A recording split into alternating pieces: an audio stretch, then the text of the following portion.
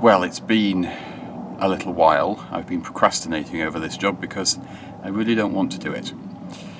But we're back at the coalface and we're going to figure out how we're going to do this. I've bought some tools, I've bought some bits and pieces that I didn't have, and the first job is to try and cut the end of the pipe so that I can put a new flare into it. I've got one of these mini clamp spin around the pipe jobs to chop off the end. I'm going to chop off as little as I can get away with because I don't have a lot of spare pipe here. And then I've got to put a flare like this one on, because this side's still okay. And I think this line is actually a steel line. I think that could be part of the reason I've had the problem I've had. But I can't see anything on the rest of the line that's an issue, so we'll just do a new end on it. So in theory what I should do is be able to tighten this down and spin it round, and as you go it should actually cut the pipe. So I've already got it tightened down for the first go round, and as you go round you just keep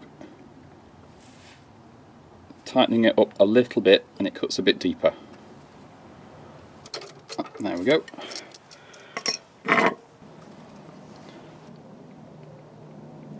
Gives a nice clean cut. Certainly better than the other end that I had to snip off, and I've lost as little as I can possibly get away with here. It's yeah, I'm using one of these little brake flying tools. I needed something very small. This is the one that was widely recommended by people who've done this before. I haven't done this job before, so I don't know exactly what I'm doing, but the pipe goes in this end and then the flaring tool goes in that end. I think it's this one. I've greased the end of it. That's probably a bit too much grease, but never mind. And I've already threaded on the nut, the union, onto the pipe, and it's the right way round because everybody warns you about this, and yeah, I thought I'd make sure I pay attention. So now I have to get the tool on here, and hopefully I can replicate that flare on there. I don't have any spare brake line to test this on, so I'm just going to have to do it on the car and hope I get it right first try. I did the right thing and I looked at some tutorials, and I had made one very simple mistake, which is the brake pipe here I simply hadn't put in far enough. There's this piece which acts as a stop, which tells you how far to put the brake line in. I didn't know that's what that was for. So basically, if you imagine the other half screwed down on top, you line everything up like so, remove the stop, and then for the type of flare I'm doing, it wants to be Op1, Operation 1, which is this end. I don't need to do a double one, I don't think, but if I do, I'll double check, then you do that one afterwards. Lining the pipe up is a bit tricky because there's a slight bend in it that I can't get out because I don't have a pipe straightener, and I don't think I'd get one in even if I had one. So I'm going to fudge about with this and see if we can get it sorted. Just wanted to show you that this is going a bit better this time. As I'm tightening this up, there is some resistance because I've got everything in close enough, but there isn't a lot of room to work in here, so it's quite difficult. It could be worse, so I'm grateful for that at least. I just need to tighten this all the way.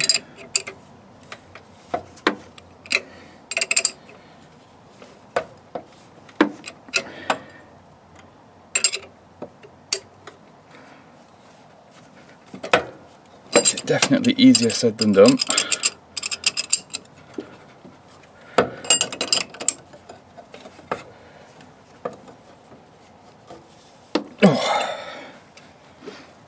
Oh, and it's not a steel pipe, it is a copper cunifer type thing. So I'm grateful for that, because if this was steel, this would be a real pig.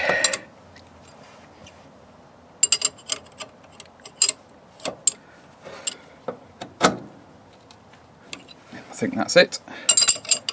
Now check the other line against some pictures of single and double flares, and it does look like this is probably a double flare, not a single like I initially thought. So that's what I'm going to do now.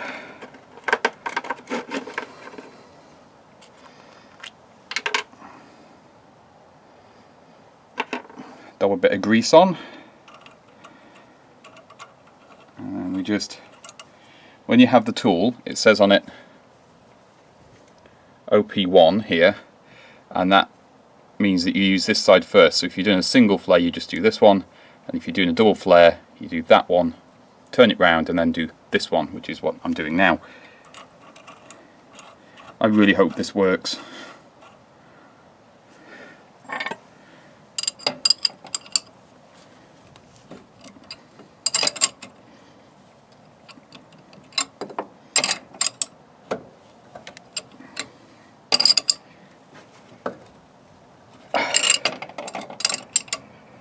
Whew.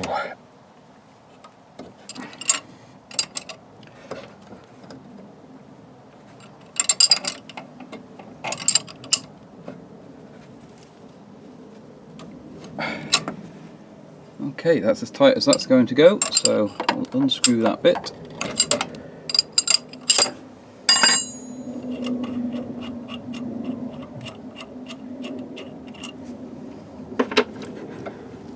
Ooh.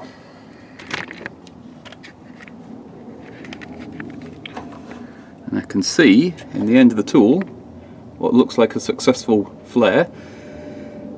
So fingers crossed, we unscrew these two here and we've got a repaired brake line, and then I can get the new hose in and I can get the brakes working again, and I'm going to have to do the whole thing all over again on the other side. Well, I've never done one of these before, so I don't know whether that's good, bad or indifferent. As long as it seals, that's all I care about.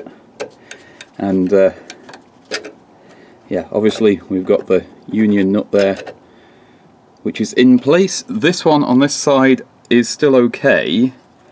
I'm not going to bother replacing this line or anything, partly because I don't have any brake line, but also if it ain't broke, don't fix it.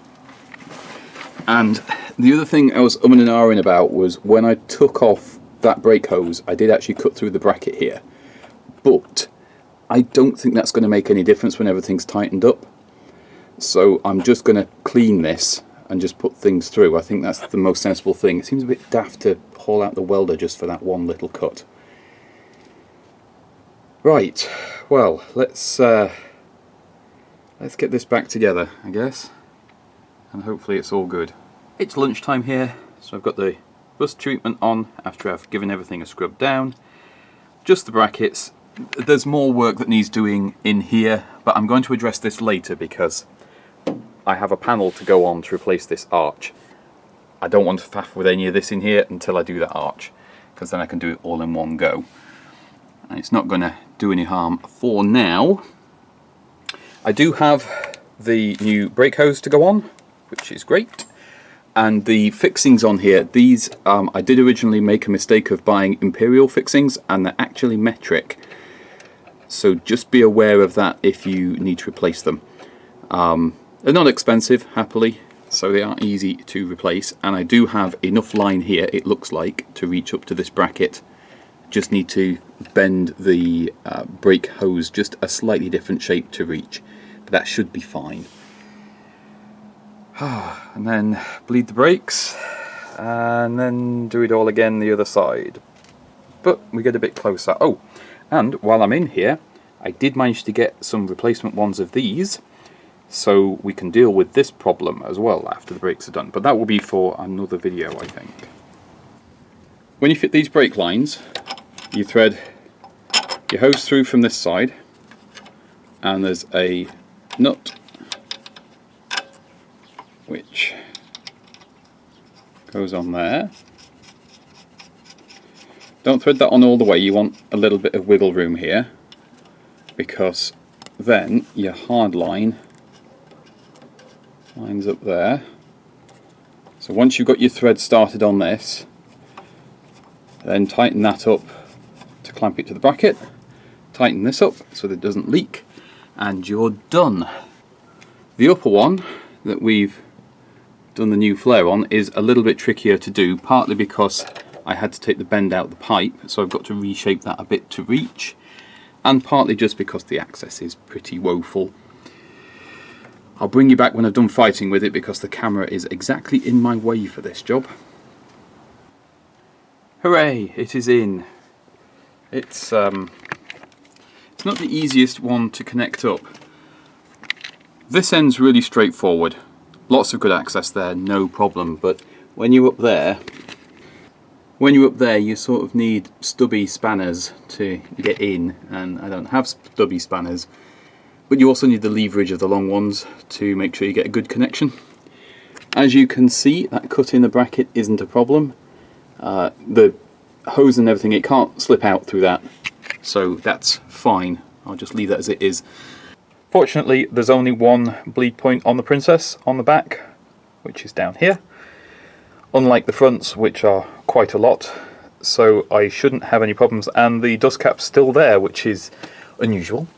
I have noticed underneath the car as well, I have another job coming up, which is some of the underseal is just flaking off a bit, so we need to do some cleanup under here, and just to protect that, but that's fairly normal old car stuff.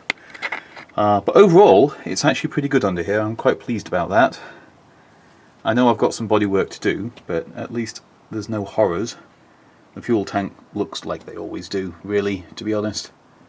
So yeah, right, let's find the next bits and finish off this job. We've been having a bit of a problem bleeding the brakes.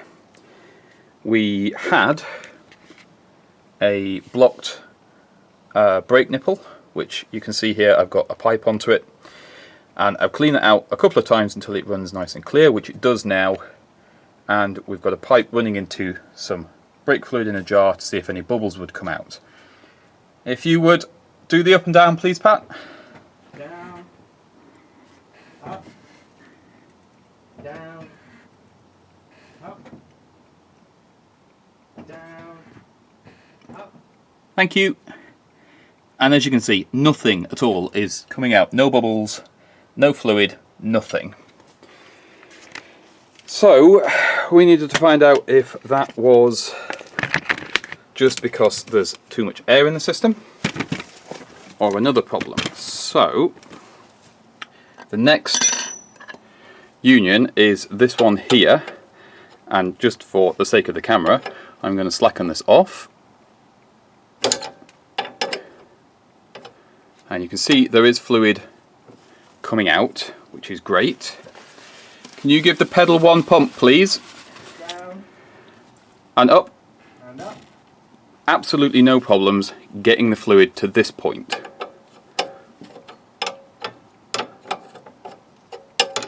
Just tighten that back up.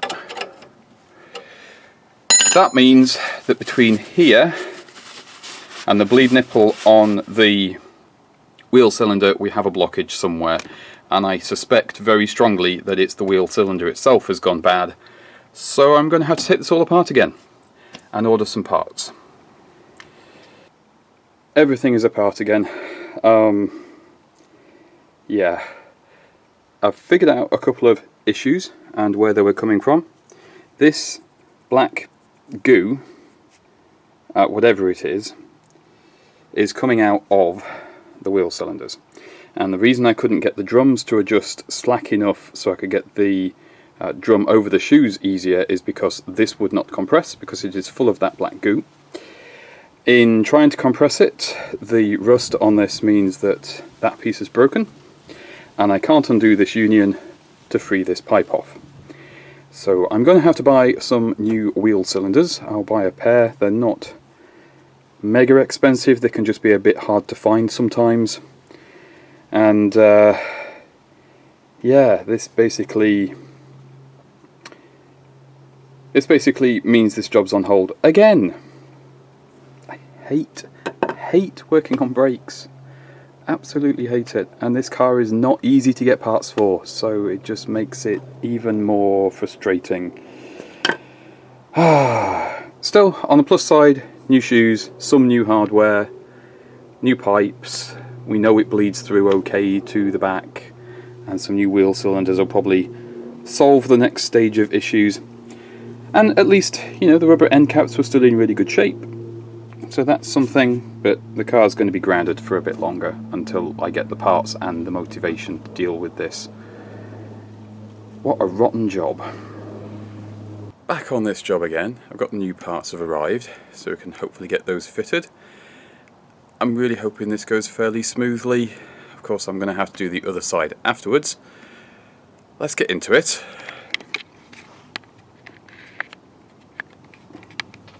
So here we are, this is the old cylinder with the broken piece because it's so gummed up in there.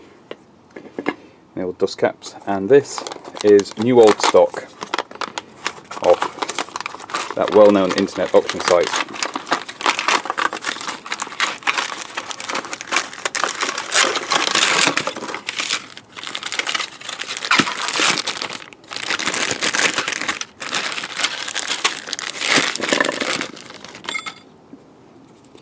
And that is a lovely new, been in a bag for who knows how long, cylinder to replace the other one. Now these do look a lot like the classic mini ones, but I didn't buy one of those because on all of those these end caps look different, and I was just a bit concerned it wouldn't be compatible. This one I know is. The other thing that was a bit annoying is there is somebody supplying brand new Ambassador wheel cylinders which look the same, except this locating pin is on that side, and I didn't really fancy trying to drill this and move that pin over. It does come with the little locking washer as well. So the easy bit should be installing this, and then the more difficult bit is I've got to make a new one of these lines, for which I do now have all the fittings. After some struggles, we are now finally together, and what's there matches what's here. So I'm happy enough that I've got everything at least as it was. The trickiest part to do is on the back here. So this is where the cylinder. This is where the wheel cylinder is on the back. And you have to take this out, the bleed nipple, so that you can get this locking washer on. And I had a real struggle with this. I ended up having to reprofile ever so slightly the angle so that it actually gets started, because it just kept bouncing off otherwise. And then you sort of drive it in from the top, and once you've got it in, you have to spin it round so it's this way, which it does do quite easily, so that you can get your bleed nipple back in. That locks the wheel cylinder to the back plate, and that's quite important. Next job is to replace this blanking plug here with a new hardline, because I can't get the one off the old cylinder. It is completely welded on. And then of course we have all this fun and games on that side, but not today. Short while later, one replacement pipe. It's not a perfect replica, but do bear in mind this is the first brake pipe I have ever made, so I'm not too unhappy with that. I managed to get both of the unions on before putting the flares in. I managed to get the pipe the right length, and hopefully that will just screw straight in. That all went in very smoothly, and I think that's a respectable enough job for a first time. Nothing sticks out beyond the face of the backing plate, so I shouldn't have any problems with it fouling the wheel, and it just all looks nice and tidy and nice and new. Going to have to wait for a pat to appear so that I can actually bleed these brakes, because I don't have a self-bleeding kit.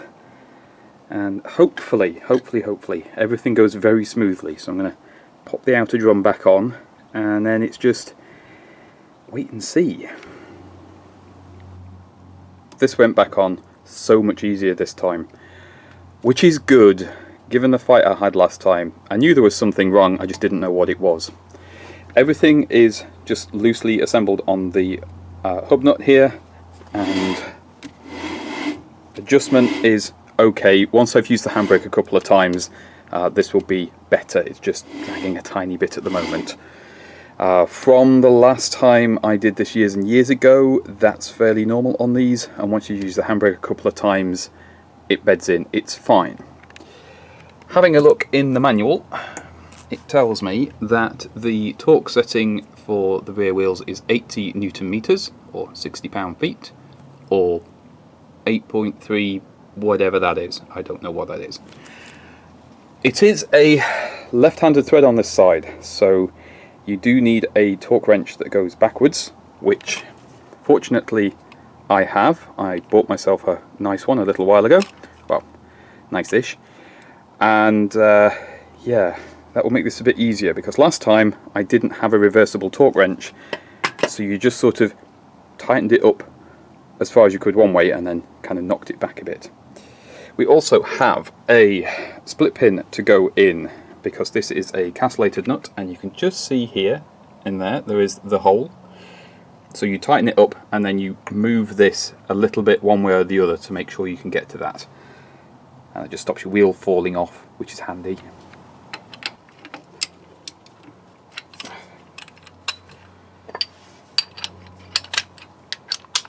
I do need the little extension, because otherwise the handle doesn't clear the wheel arch.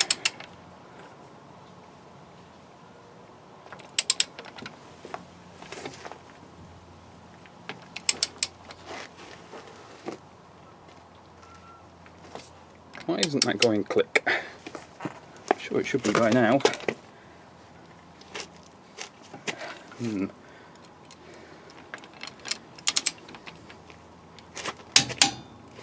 Yeah, okay, so it's reversible, but it doesn't click when you reverse. But, that's confusing.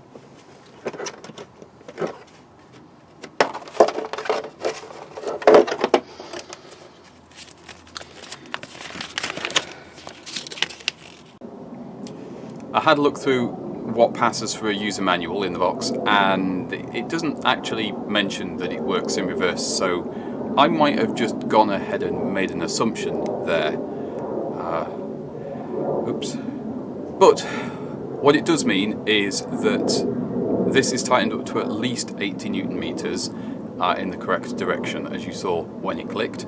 So it's probably okay. It's basically how we did it last time, so I don't foresee any problems, because the wheel hadn't fallen off, I hadn't had premature bearing wear or anything like that. We just had this issue with the wheel cylinder, which caused premature brake shoe wear, which could have been a problem for quite some time. The MOT history, I have had a brake imbalance issue on the back of this car that I've never actually found, but to be fair, I didn't realise brake cylinders could do what this one has. I'm going to finish buttoning this back up, put it back on its wheels, and we can call this job for this side done. I'm really hoping the other side goes a bit easier than this, because I know what I'm doing a bit better, and I know what to expect, what problems there are. I've got a better assortment of tools, so I should have an easier time of it, I hope. God, what a job though. It shouldn't be this difficult to do brakes, but I guess sometimes it just is. Only had to move it the barest smidge. The castellation was only just covering it. Lock and pin in. Dust cap on, which I'll do a little bit better in a minute. And we are done, apart from bleeding it, which I'll do in a bit. This side went a lot smoother, and that's because there's nothing wrong with it.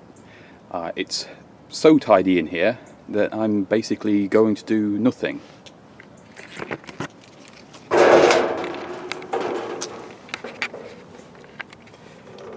The springs are still in good condition. Even the retaining springs here are perfectly fine. There's plenty of meat left on these shoes. The cylinder isn't causing any problems. The drum itself came off really easily. I am going to give this a clean, put some fresh paint on it just so that it's nice. I've got it off, I might as well. The axle mounting bush here is also perfectly fine. I don't see any need to do anything with that. It's doing its job properly. It is on an axle stand under the axle at the moment, that's why it's a funny shape right now. So yeah, all I'm going to do here, just give everything a bit of a clean up, get all this, you know, loose detritus out there that you get in brake drums, and put it back together. I don't see any point doing any work there. However, while I was under here, I noticed this little split here, and that had me a bit concerned, because there has been work in this corner. It's a common rot spot on Princesses because of the way the car is designed. It just traps dirt and moisture, which then can't get out. But it's not too bad to fix. The other thing I noticed, I looked down the sill, and it's actually in pretty good shape, apart from the very bottom lip. So I don't think I'm going to replace this whole sill. I'm just going to repair the bits that are bad. I don't see any point yanking the whole thing off just to replace that very bottom lip.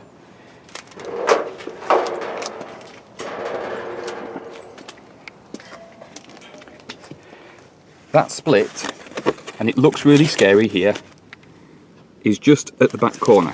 Again, this is the common rot spot on Princesses.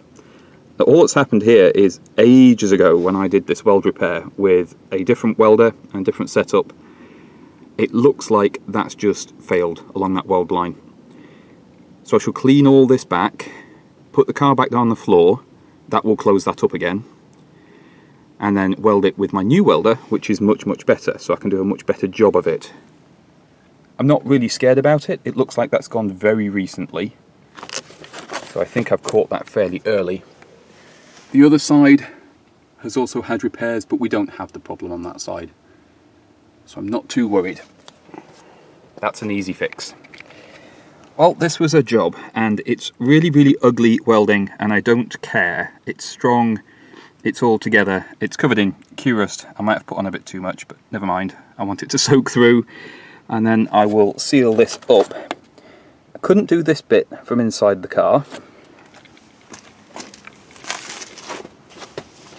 so I had to do some of it from outside the car. I found a little hole up here to address, which I now have.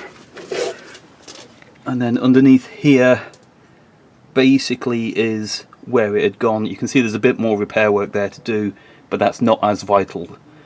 It's not monstrously important, that one. That can be done later. For now, I mean, this is more than I meant to do today, but for now it will do. This is all just setting up.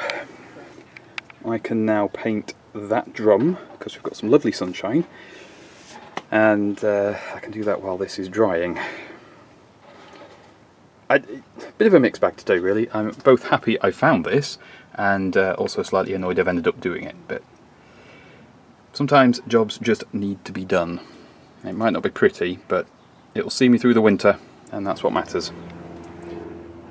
Copious amounts of seam sealer to hide my welding sins. Same on the inside, and if you're wondering if this is the wrong way to do it, well, it's a lot less than British Leyland used in these corners, so I don't mind. This drum went on really easily, didn't put up a fight. There's just a tiny bit, can't do it with this hand, but there's just a tiny bit of drag as you want with the drum. Just put a fresh split pin in, tighten to 80 Newton meters, and then you just move the castle nut to wherever you need it to get the split pin through, because I was just a smidge off. I'm going to put the grease cap on, and then before I put the wheel on and put it on the ground, I just need to get some underseal on all of this, just to keep it protected. I don't need to paint anything, fortunately, but it does need to be undersealed. I've knocked all the flaky stuff off, and there was a bit. I'll do my best with it. It all looks a bit grubby under here. It's better when I'm using the car, it all gets cleaned out, but it's been stood around for a while, so it always looks a bit worse with all these cobwebs and things. I will deal with this sill edge another day. I don't have the time to do it today, but I am glad I've done this, and I've done this. And once I've got all this side together and undersealed, we'll replace this bracket on the other side. This one's fine, I'm not going to actually do anything with it. It's it's holding together, no point disturbing it. Just threw some random paint on here just to cover everything up, keep it, you know, there's no bare metal really showing, but it's not a bad idea to be in the habit. I do need to vacuum all these bits of crap up, so we'll do that in a minute.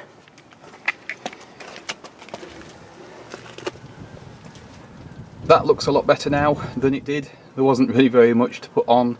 The old underseal I did a couple of years ago still looks fine, so I've just left that as it is. And again, underneath here, just giving it a squirt where it needed it, where it was looking a bit scruffy, and that will be fine. Overall underneath here it's really not that bad, to be honest. Things like the exhaust tip look pretty rough because the car's been stood around for a while, and displacers on these cars always look terrible because they're just exposed to everything underneath the car. But the fuel tank still looks okay. I did that a few years ago and that's holding up just fine. Yeah, it's just a fairly normal underside of a 70s car really. There's always work to do, but the worst of it is done.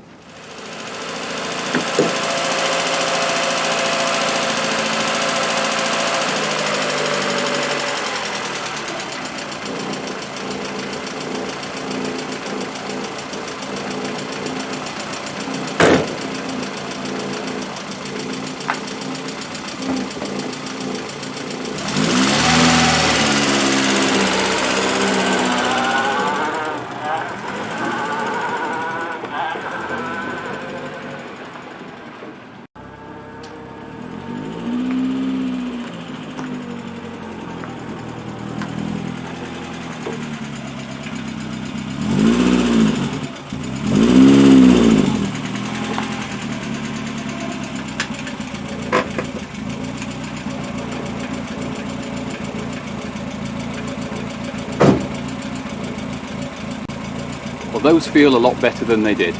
She's off choke now. She's not been running a very long time, so she's a bit grumpy, but we are on the right track. Nice thing is, I know I can move and stop the car safely now, and the brakes do feel quite good, including the handbrake.